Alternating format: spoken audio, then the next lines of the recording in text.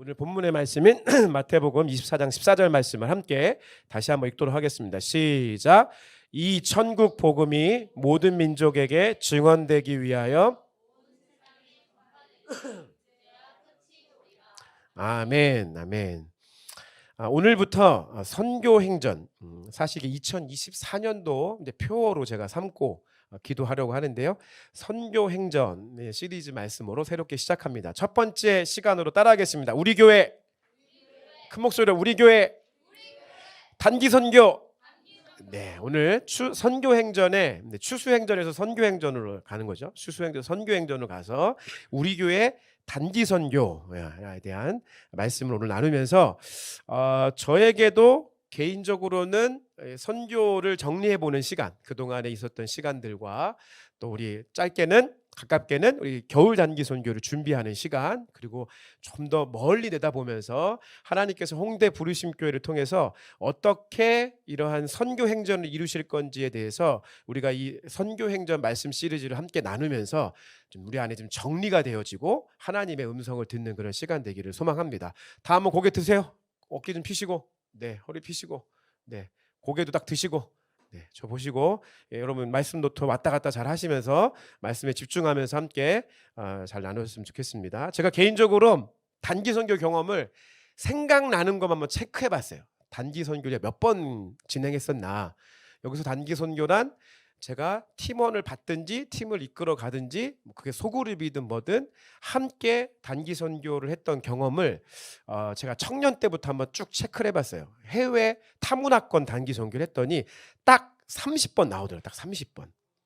30번을 갔더라고요. 제가 기억나는 것만 카운트를 해봤더니 30번의 팀을 이루어서 단기 선교를 뭐 필리핀, 일본, 중국, 인도, 뭐 캄보디아, 뭐 인도네시아 등등 이렇게 선교를 진행을 해봤더라고요.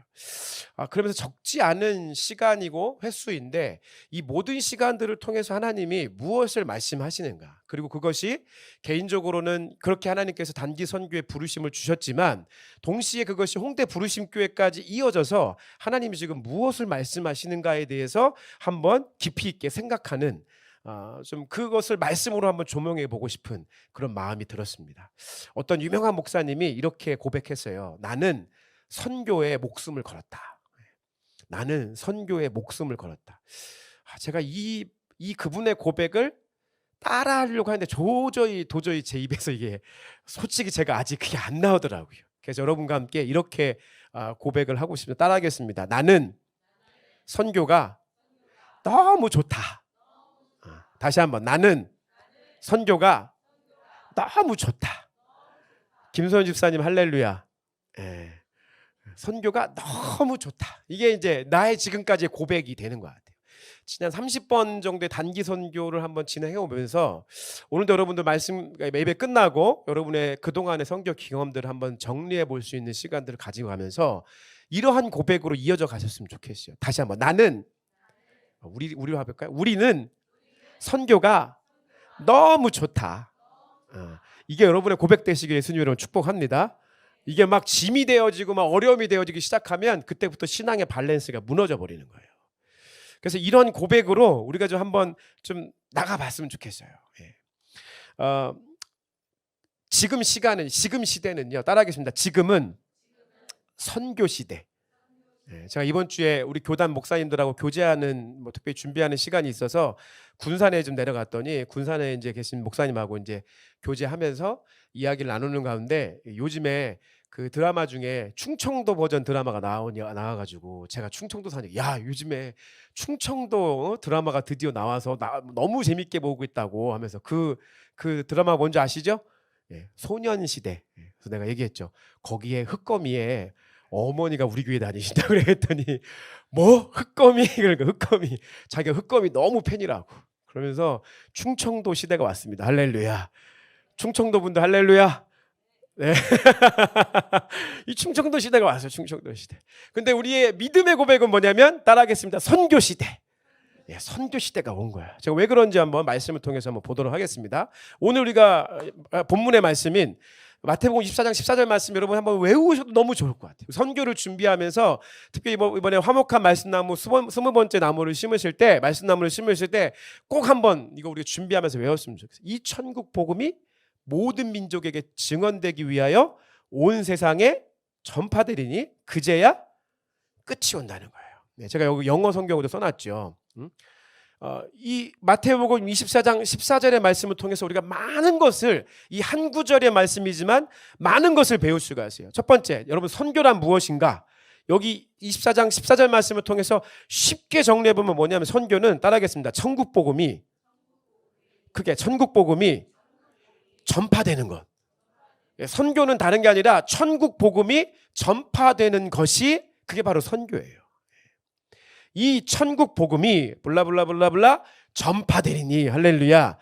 이 천국 복음이 전파되어지는 모든 과정들을 우리는 선교라고 얘기할 수 있는 거예요. 선교.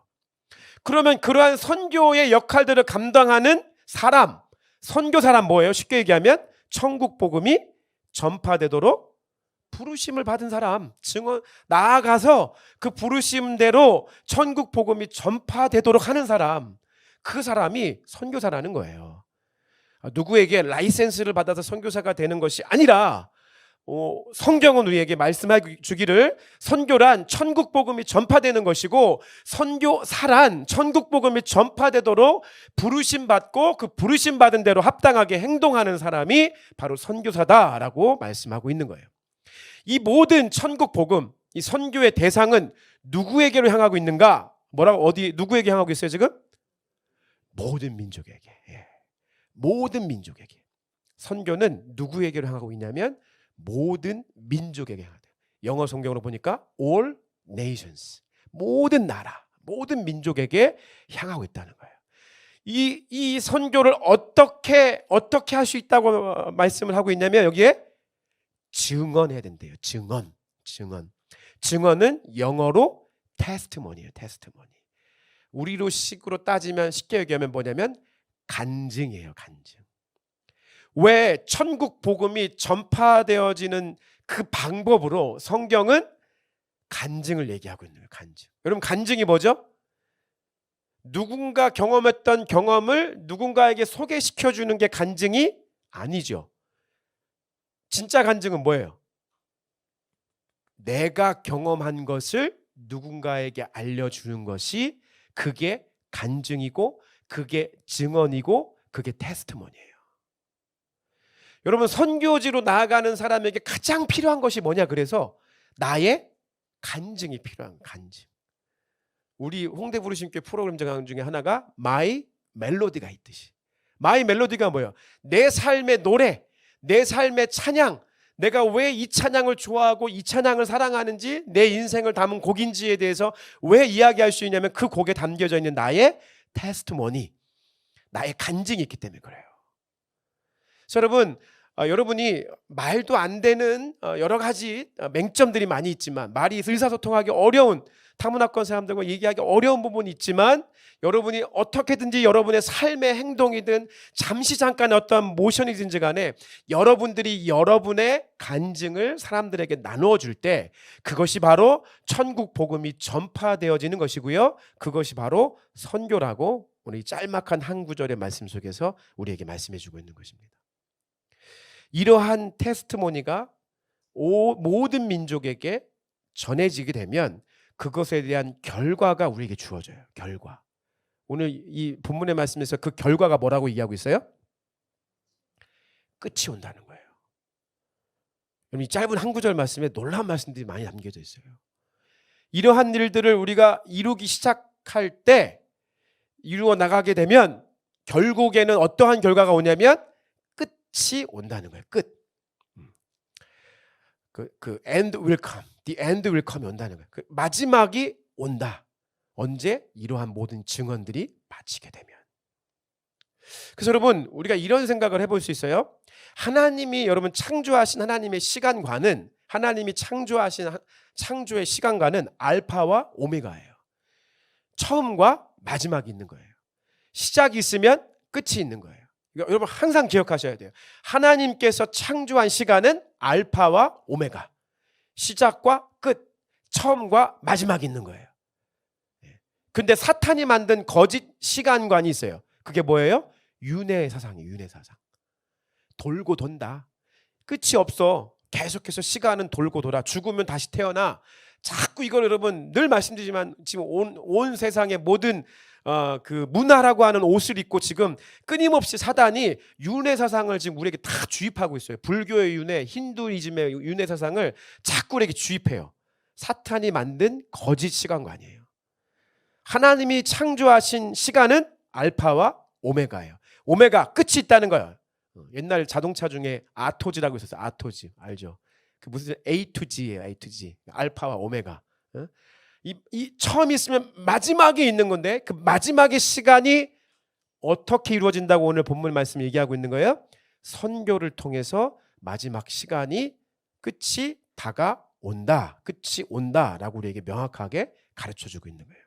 자, 그러면 우리가 수학적으로 한번 논리적으로 정반합을 한번 만들어 볼게요. 그렇다고 한다면 마지막이 가까이 올수록 the end will come 할수록 나타나야만 하는 절대적인 현상은 뭘까요? 마지막의 시간이 the end will come이 이게 되는 이거 가까이 오면 올수록 반드시 나타나야만 하는 절대적인 현상이 뭐냐? 그거는 선교가 활성화되는 거예요. 지금 다 그 얘기한 거 아니에요. 이래서 결론이 뭐냐? 마지막 시간이 가까이 오면 가까이 올수록 뭐가 활성화된다고요? 선교가 활성화되는 것이 당연한 거예요.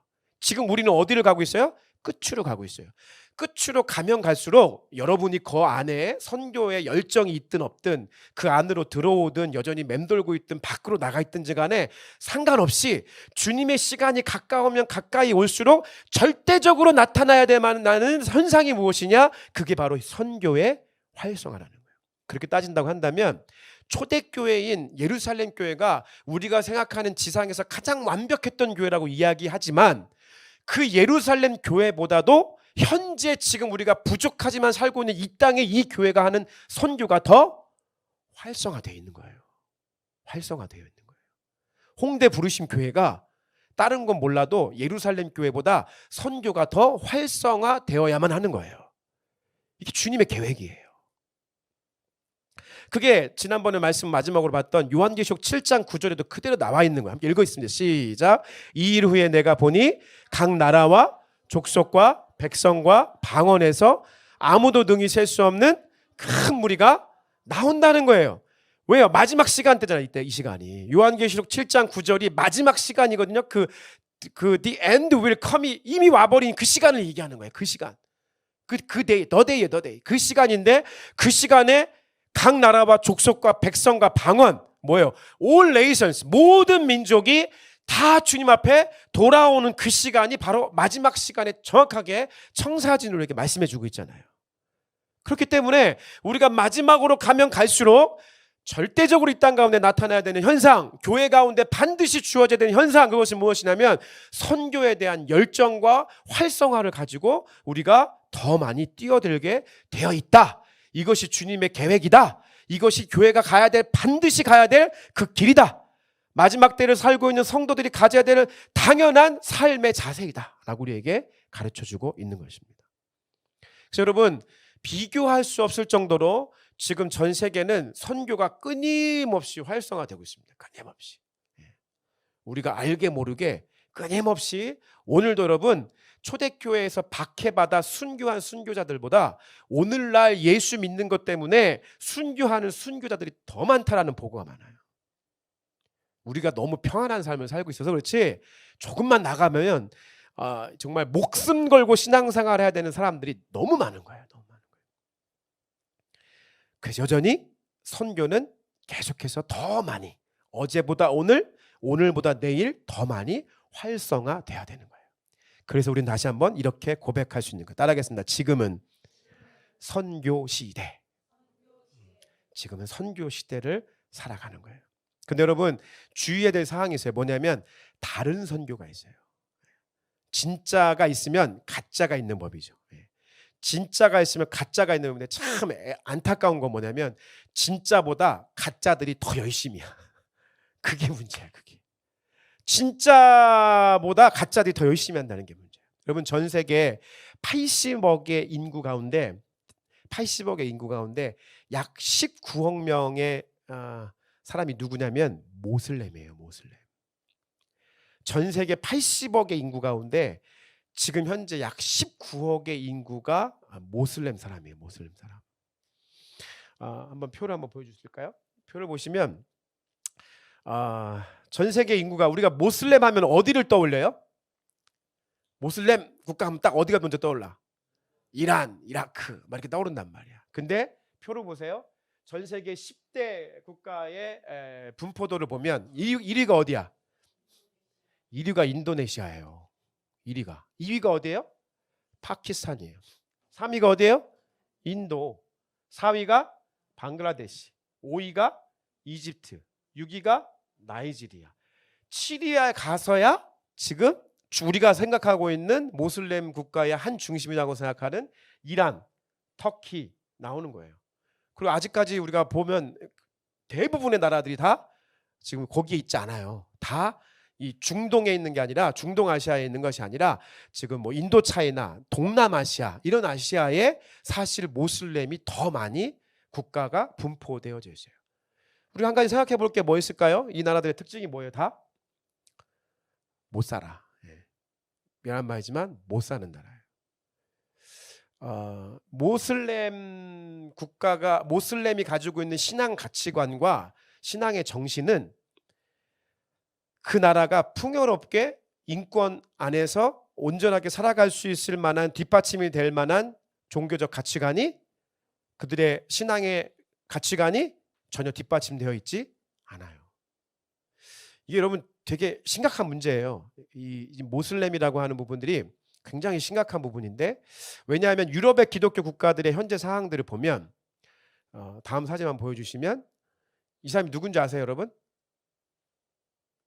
이 사람이 누구냐면 런던 시장이에요. 런던시의 시장이에요. 근데 누구냐면 얼굴을 잘 확인해 볼 수 없지만 좀 정확하게 안 보이시더라도 이 사람이 모슬렘 사람이에요. 재선한 거예요. 재선 두 번째. 그 지금 영국의 안에 런던 안에 그 모스크 이제 사원들이 지금 많이 생기죠. 지금 시장이 그렇고요. 기독교 국가라고 얘기하면 우리가 보통 서방의 유럽에 있는 많은 나라를 생각을 하고요. 영국 하면 어디냐면 프랑스가 아무리 그 인권에 대한 그 놀라운 꽃을 피웠지만 사실 거기에는 수많은 피를 흘렸어요. 역사적으로 보면. 근데 영국의 그 신앙, 청교도들의 신앙과 이 개신교, 종교개혁을 통한 그 개신교들의 신앙이 철저하게 뒷받침돼서 영국을 통해서 하나님께서 한 세기에 놀라운 부흥을 부어주셨어요. 그 대표적인 예가 청교도 신앙이고요. 그 대표적인 예가 요한 웨슬레라고 하는 감리교회, 결국 성결교회까지 이어지는 이런 모든 신앙의 전통이 다 어디에서 시작됐느냐? 영국이에요. 그래서 영국은 피해 혁명이 아니라 신앙의 혁명으로 인해서 인권이 바뀌게 되어졌고 국가가 부강하게 되어졌고 그래서 수백 년의 시간들을 영국이 해상권을 장악하면서 놀랍게 하나님께서 영국을 통해서 전 세계에 선교사도 보내게 하셨잖아요. 그 대표적인 예가 바로 우리나라에 들어왔던 선교사님 중에 첫 번째 순교했던 순교자가 바로 영국에서부터 온 거예요. 그다 영국에서 시작되어서 영국은 누가 봐도 기독교 국가라고 공언하면서 살아가고 있는 그 나라 안에 모슬렘 사람들을 여러분 잘 아시다시피 시리아 사태를 통해서 많은 사람들을 시리아 내전을 통해서 난민으로 수용하기 시작했어요. 그리고 그냥 절대적으로 받아들였단 말이에요. 그러면서 현재 유럽에서 나타나고 있는 많은 테러의 부분들이 우리가 너무 멀리서 잘 피부적으로 느끼지 못하지만 어마어마하게 지금 문제가 되고 있어요. 대표적인 나라 가운데 하나가 스웨덴이에요. 스웨덴. 얼마 전에 그 스웨덴에서 어떤 이들이 그 모슬렘의 꾸란을 불태우는 세레모니를 했어요. 그랬다가 전 세계 아마 제 생각엔 여기에 여러 가지 작전이 있지 않았을까 싶은데 난리가 났죠. 난리 아닌 난리가 나서 전 세계에 있는 모슬렘들 사람들이 나아가서 각 나라마다 쉽게 표현하면 테러해야 된다. 이런 분위기로 이끌어가는 게 있어요. 지금 뭐 하는 거냐면 저 스웨덴 국기에 뭘 하는 거예요? 지금 불을 지르는 거예요. 불을. 저 스웨덴 국기에 저 노란색 부분이 무슨 부분인지 아시죠? 십자가예요. 십자가. 예수님 십자가인데 이제 저러한 상징성인 부분들을 이제 태워버리기 시작하는 거죠. 여러분 한번 생각해 보세요. 전 세계 모슬렘 인구가 몇 명이라고 그랬죠? 19억. 19억 중에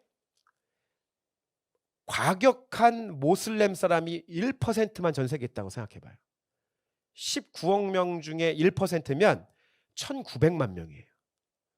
전 세계에 뭐 자살폭탄 테러라든가 이런 테러를 할 수 있는 사람이 1% 모슬렘 사람들 1%만 해도 1,900만 명이고 0.1%만 해도 몇 명이에요? 190만 명이고요. 0.01%만 해도 19만 명이에요. 그러니까 여러분 이게 전 세계적으로 모슬렘의 사람들이 흩어져서 특별히 선진 국가들, 우리나라는 더 말할 것도 없죠. 인구가 늘지 못해서 지금 사람들은 어떻게 돼요? 지금 다 이민 정책을 통해서 받아들여야 되는 그 나라 가운데 사람들이 많이 나가는 거예요. 우리 대한민국도 지금 법무부 장관이 얘기했잖아요. 공식적으로 이제는 이제 이민 정책을 할까 말까를 이야기하는 때가 아니라 이거는 이제 무조건 해야 되는 거다. 아주 공공연하게 지금 정치계에서 그런 얘기를 한단 말이에요. 그래서 수많은 앞선 서방의 나라들이 이러한 부분들을 아주 환대했다고요. 환대해서 받아들였다고요. 지금 영국 같은 경우에는 6명 중에 1명이 모슬렘이에요. 6명 중에 1명. 이 퍼센테이지로 모슬렘 국가가 되었어요. 지금 한국은 어떤가? 얼마 전에 대구에서 모슬렘 모스크를 만들기 위해서 한국 모슬렘 사람들이 대구의 중요한 요지에 땅을 사서 법적 허가를 받아가지고 모스크 사원을 짓기 시작을 했어요. 우리 홍준표 형님이 좀 정신을 차려야 되는데 근데 방법이 없어요. 왜냐하면 법으로 합당하게 토지를 매입을 하고 합당하게 건축 허가를 받으면 막을 수 있는 길이 없는 거예요. 지금 오늘날 젊은이들 사이에 여성들 사이에 약간 성적으로 좀 이렇게 문란한 표현들이긴 하죠. 모슬렘 중동의 남자들이 참 좋다. 뭐 이런 분위기로 해서 상당히 많은 수의 젊은 여성들이 모슬렘 사람들하고 중동 남자들하고 결혼하는 경우들이 사실 많이 있어요. 그리고 한국 모슬렘 안에도 한국 사회 안에도 모슬렘 사람들이 주류가 되어져 가려고 상당히 많은 정책과 노력들을 통해서 이 땅에 뿌리 내리려고 하는 시도들이 굉장히 많이 흘러가고 있습니다. 그러니까 우리가 잘 못 느껴서 그래요. 근데 여러분 이게 굉장히 피부적으로 많이 와닿아 있어요. 많이 가까이 와 있어요. 여기서 우리가 굉장히 정신을 잘 차려야 돼요. 대한민국이 누군가를 받아들여야 되는, 누군가를 환영해야 되는 타이밍이 왔다고 한다면 우리가 과연 어떻게 누구를 환대해야 되는가에 대한 생각들을 가지면서 우리 기도해야 돼요. 여러분 우리는 기도 하나도 안 했잖아요. 근데 여러분 그 대구에 그 사원이 생겨지는 것 때문에 정말 목숨 걸고 기도한 사람들이 있어요. 기도하는 그룹들이. 하나님이 그 그룹들을 통해서 역사하시는 거예요. 그 사람들의 간증이 아주 뭐 기가 막혀요. 법으로도 안 돼. 뭐 가서 시위할 수도 없어. 그분들이 정말 금식하며 기도하는 거예요. 여러분 어떻게 된 줄 알아요? 정말 신기한 방법으로 지금 건설하던 게 다 지금 중단돼 버렸어요.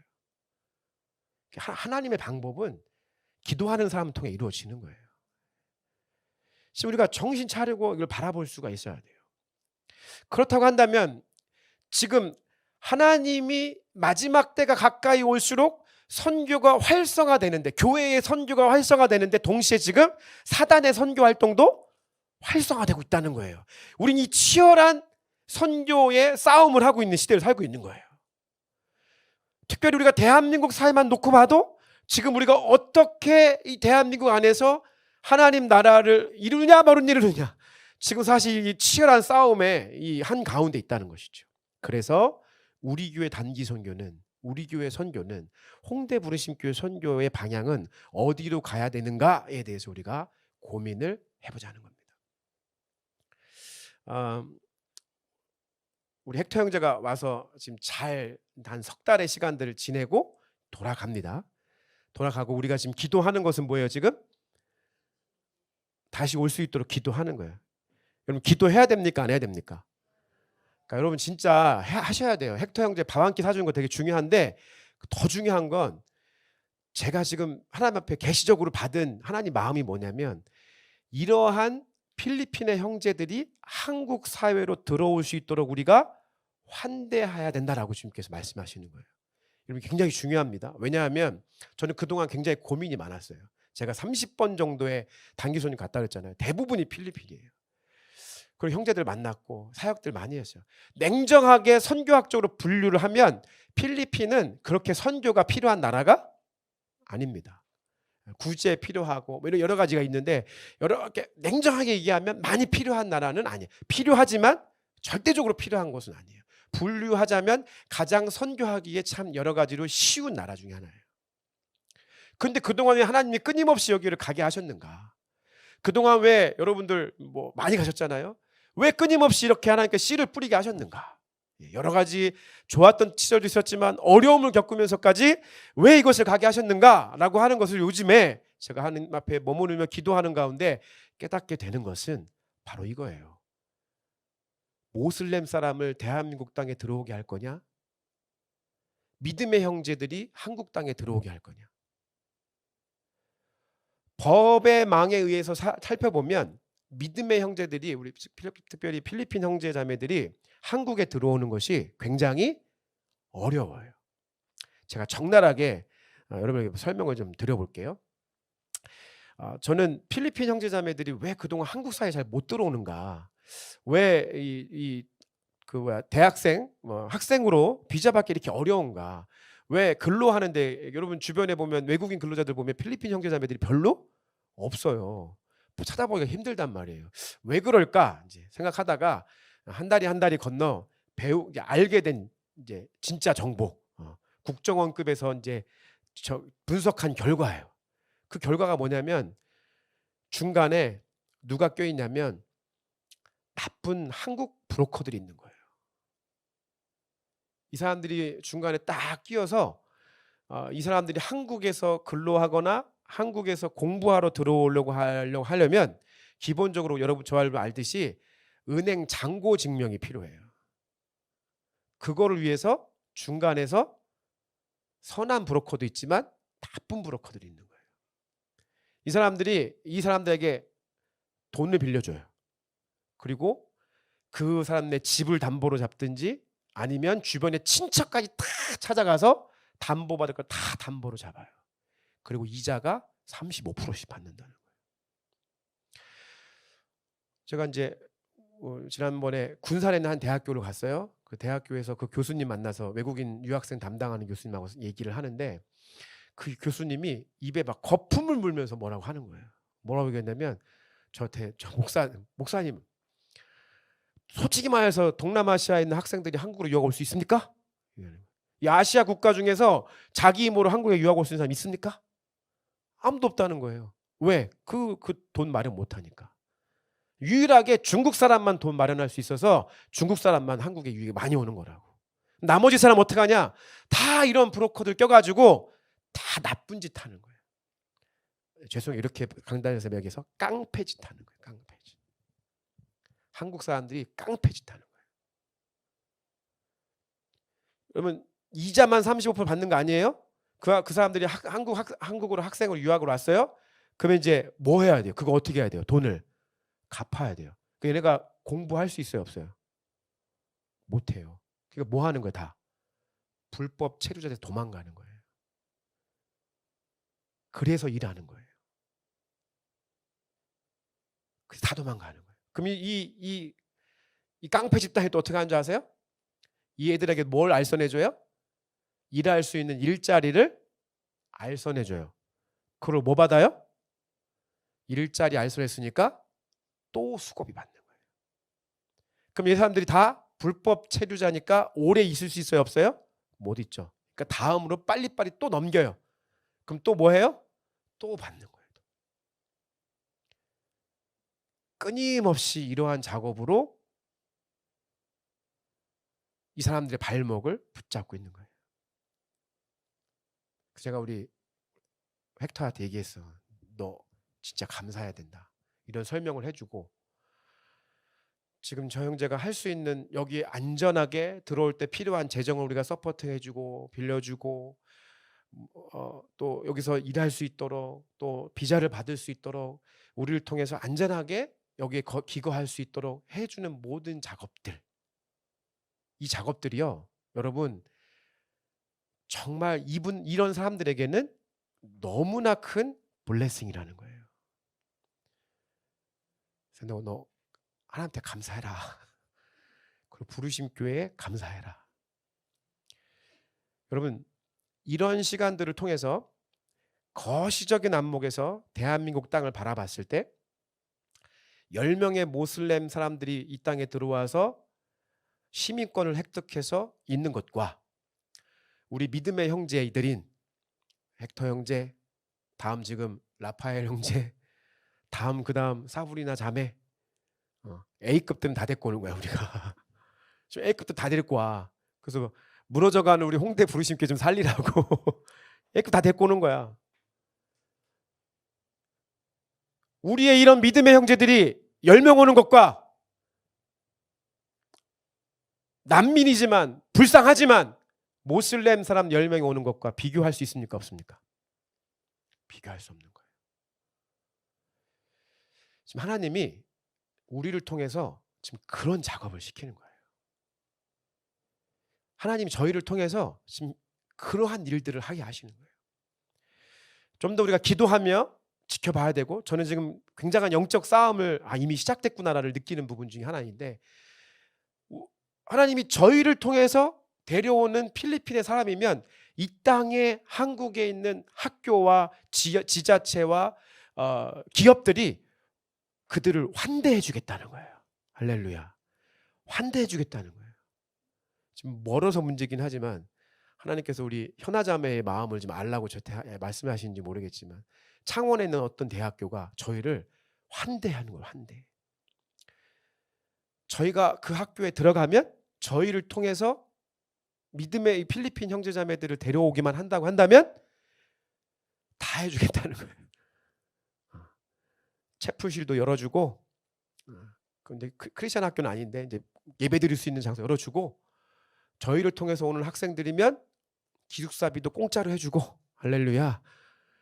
그리고 이미 와 있는 스리랑카, 몽골리안, 모슬렘의 어떤 나라들 학생들까지도 제가 총장님 만났어. 딱 만나가지고 딱 앉아서 마지막에 탁 그냥 못을 박아버렸어. 총장님, 저 목사하고 선교사인 거 아시죠? 그랬더니 그랬대. 저 여기 학교 이렇게 아이들 데리고 들어올 거면 저 이 학교에서 외국인 유학생들 선교할 수 있게 해주셔야 돼요. 할렐루야. 제가 그냥 얘기해버렸어. 그냥 뭐 다른 교수님들 계신데 뭐 말할 거 없어. 내가 그거 아니면 못 알아요. 할렐루야. 그래서 얘기해버렸어. 저 여기 학교에 선교할 수 있게 해주셔야 돼요. 총장님 어떻게 하는지 아세요? 당연히 하셔야죠. 당연히 하셔야죠. 여러분, 이게 하나님의 역사입니다. 마지막 때가 가까이 올수록 선교의 활성화를 시키기 위해서 하나님께서 다 판을 짜주시는 거예요. 그러면 우리는 지금 이러한 선교적 자원을 어디서 가져와야 돼요? 지금 필리핀에서 가져와야 된다고요. 그래서 지금 우리가 필리핀에 가서 무엇을 합니까? 이번에 단기 선교를 진행을 하는 거죠. 특별히 하나님께서 곰곰이 생각해 보면 저희 교회에 주신 이 단기 선교의 기름 부으심 중에 아주 강력한 기름 부으심 하나를 꼽자면 저는 교육이라고 생각해요. 교육이 굉장히 중요합니다. 하나님이 저희에게 필리핀에 있는 학교들을 자유롭게 드나들 수 있도록 선교의 활성화를 시켜주셨죠. 들어가서 학생들을 만날 수 있는 거예요. 교육할 수 있는 거예요. 이번에 저희가 들어가게 되면 제가 그동안 지금 해오고 있는 과학고등학교의 학생들을 우리가 만나게 될 거예요. 거기에서 지금 제가 많은데 50명 50명씩 100명만 추려달라고 그랬어요. 100명. 한 개 학년씩 11학년 12학년 100명을 추려달라고. 그럼 저희가 가서 그 학생들하고 한 주 동안 열심히, 이전에도 우리가 한국 교실 했지만 더 친밀감과 미래를 바라보고 함께하는 한국어 교실을 진행을 하는 거예요. 그래서 그 학생들 가운데서 기도해야 돼요. 하나님, 이 학생들 가운데서 한국으로 지금 들어올 수 있게 하나님께서 예비해 놓으신 학생은 누구입니까? 할렐루야. 이러한 마음으로 학생들 한 명 한 명 바라보셔야 돼요. 그럼 주님께서 선교에 합당한, 이번 시즌에 합당한 사람들을 하나님께서 우리에게 보여주세요. 전 이미 막 지금 머릿속에 막 떠올라. 누구. 그럼 그 아이들을 저희가 더 친밀하게 함께하면서 그 학생들 더 열심히 가르쳐가지고 그 학생들이 어디로 오게 하면 돼요? 한국으로 유학을 올 수 있도록 만드는 거예요. 그럼 그 사람들이 한국에 유학 와서 우리가 잘 뒷살푸십하고 제자 양육하고 잘 섬겨서 그들을 통해서 또 누구를 선교하게 하는 거예요? 이 한국 땅에 와 있는 다른 나라 외국인 유학생들을 선교하면 되는 거예요. 이게 지금 하나님께서 홍대 부르심교회, 우리 교회 단기 선교를 통해서 이루시는 하나님의 계획과 흐름과 루트, 계획이에요. 이것이. 할렐루야. 여러분, 이 일들을 통해서 대한민국은 국가적으로 말할 것뿐 아니라 하나님 나라를 위해서 우리가 그들에게 복을 주는 선교를 감당하는 것입니다. 창세기 12장 1절부터 3절, 창세기 12장 1절부터 3절 시작. 여호와께서 아브라함에게 이르시되 너는 너의 고향과 친척과 아버지의 집을 떠나 내가 네게 보여줄 땅으로 가라. 내가 너로 큰 민족을 이루고 내게 복을 주어 내 이름을 창대하게 하리니 너는 복이 될지라. 너를 축복하는 자에게는 내가 복을 내리고 너를 저주하는 자에게는 내가 저주하리니 땅의 모든 족속이 너로 말미암아 복을 얻을 것이라 하신지라. 아멘. 할렐루야. 따라하겠습니다. 우리 교회 단기 선교는 복을 주는 선교. 예. 여러분, 주님께서 말씀하셨습니다. 사도행전 20장 35절 시작. 범사에 여러분에게 모본을 보여준 바와 같이 수고하여 약한 사람들을 돕고 또 주 예수께서 친히 말씀하신 바 주는 것이 받는 것보다 복이 있다 하심을 기억하여야 할지니라. 아멘. 주는 것이 받는 것보다 복이 있다. 저희는 복을 주는 선교를 하는 거예요. 저희를 통해서 그들이 이 땅 가운데 올 수 있도록 복을 주는 거예요. 저희가 보내주는 그 학생들을 통해서 한국에 있는 어느 대학교가 복을 받게 되는 거예요. 그 학교를 나온 사람들에게 지금 저희하고 약속해 주는 게 뭐냐면 100% 목사님 보장해 줄게요. 저희를 통해서 그 학교에서 공부하고 졸업하면 100% 취업 보장 해주겠다는 거예요. 우리 형제자매들이 취업하려면 얼마나 힘들어 지금 우리나라는. 근데 저희 통해서 와서 공부 마치면 100% 취업 보장해 주겠다는 거예요. 그러면 그 지역 사회가 복을 받게 되는 거예요. 그러면 한국 땅이 복을 받게 되는 거예요. 그러면 정말 우리가 지난번 추수행전의 마지막 시간에 말씀 나누었던 것처럼 열방을 향해서 주님께서 주님의 재림의 때를 준비시키는 하나님의 민족으로 우리가 우뚝 세워질 수 있는 거예요. 구약의 최초의 선교사는 어떤 면에서 아브라함입니다. 주님께서 너는 가라 라고 말씀하셨죠. 이 모든 시대를 통틀어서 최고의 선교사는 예수님이십니다. 하늘의 영광을 버리시고 이 땅 가운데 오신 것입니다. 우리는 아브라함을 본받아 우리는 예수 그리스도의 마음으로 이 땅 가운데 복음이 필요한 곳 가운데 천국의 복음을 전파되도록 우리가 경험한 그 하나님을 그들에게 알려줘야 돼요.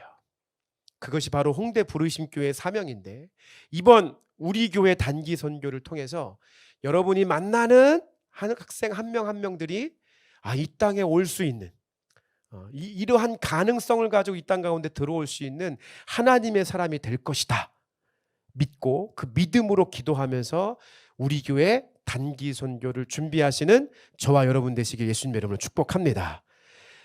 여러분, 이 선교를 통해서 우리가 기대하고 품는 것들이 많이 있어야 됩니다. 찬양팀 한번 앞에 나오셔서 준비해 주시고요.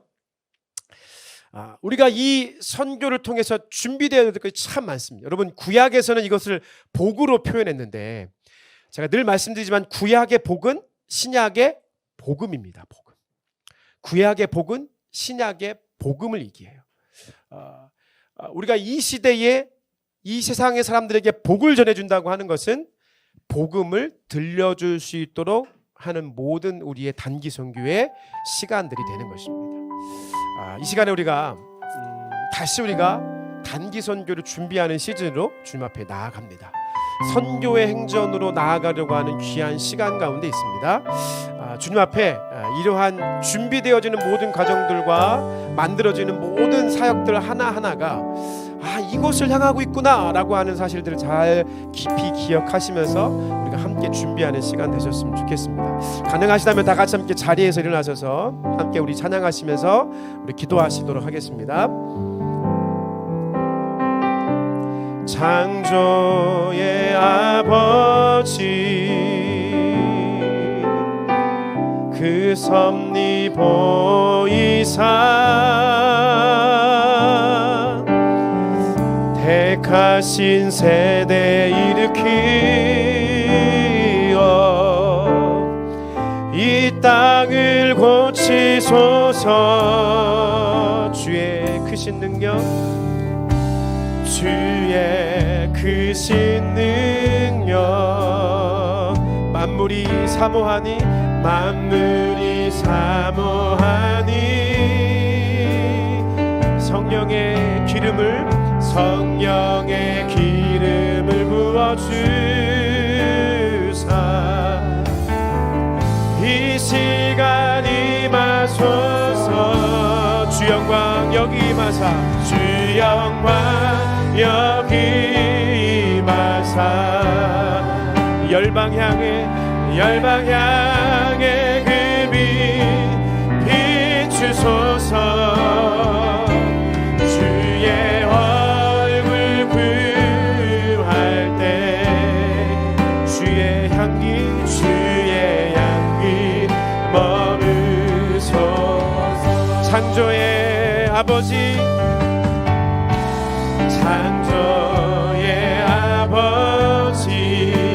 그 섭리 보이사 택하신 세대 일으키어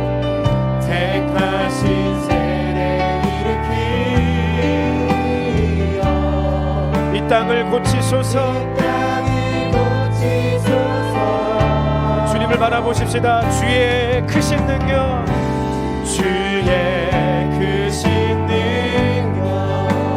만물이 사모하니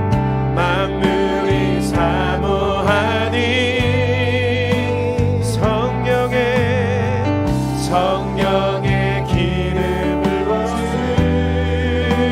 부으사 이 시간 임하소서. 할렐루야. 주 영광 여기 임하사 열방 향해 비추소서. 주의 얼굴 구할 때 주의 향기 머무소서. 찬양 가운데 더 가까이 나아가십시다. 열방의 통치자, 열방의 통치자, 세상이 보리라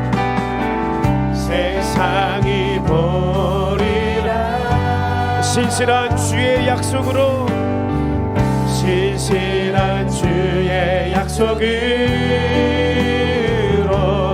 교회는 승리하리. 여러분 믿으십니까? 우리를 돌아보사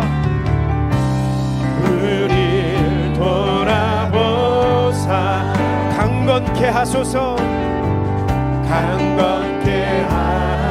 주님 원합니다. 연약함 모두 벗어지고 연약한 모든 벗어지 주의 복음으로 승리케 하옵소서.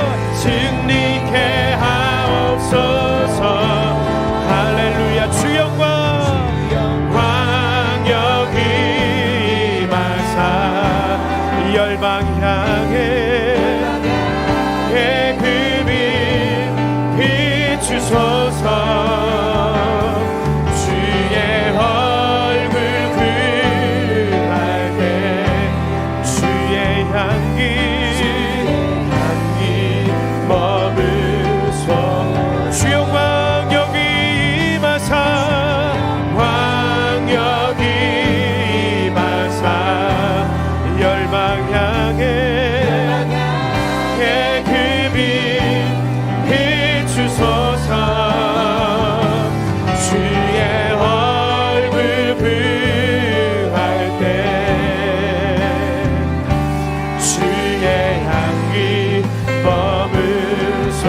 선포하십시다. 주의 나라가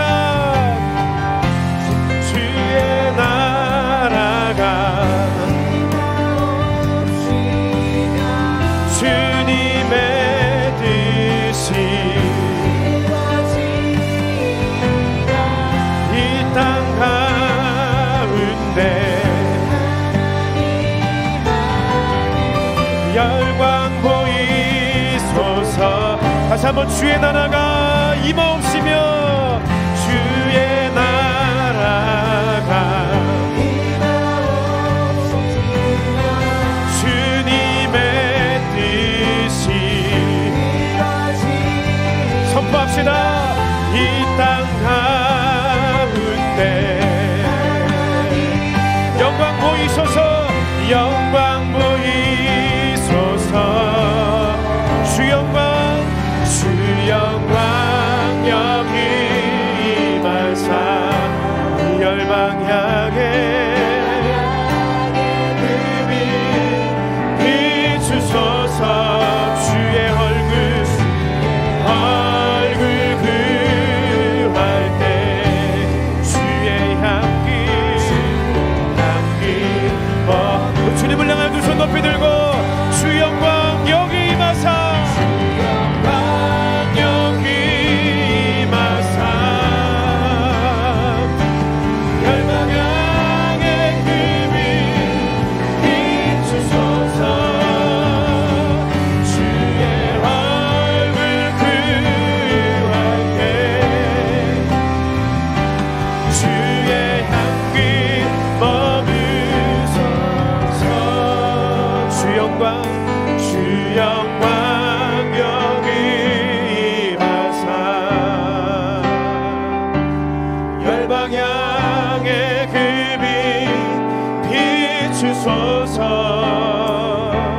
주의 얼굴 구할 때 주의 향기 머무소서. 여러분 부르심교회 성도 맞으시죠? 여러분 부르심교회 속한 주님의 성도 맞으시지요? 제가 부르심교회 담임 목사로 확신하는 것은 뭐냐면 홍대 부르심교회에 속한 하나님의 성도 하나님의 자녀들은 선교를 외칠 때 가장 파워풀합니다. 할렐루야. 선교를 이야기할 때 가장 담대해집니다. 선교를 선포할 때 가장 강력한 믿음의 역사가 일어납니다. 왜냐하면 하나님의 계획이 홍대 부르심교회를 하나님의 계획이 바로 거기에 있기 때문에 그렇습니다. 여러분 믿으십니까? 그렇다고 하나님의 시간을 외치고 선포하십시다. 주님 열방향에 그 빛 비추시기를 원하시는 주님, 모든 민족을 향하여 주의 복음이 선포되기를 소원하시는 주님, 이 작고 작디 작은 홍대 부르심교회를 통하여 주님의 이 뜻과 주님의 일을 이루시옵소서. 다같이 그 주님의 이름 한번 크게 외치시고 통성으로 기도하십시다. 기도하시겠습니다. 주여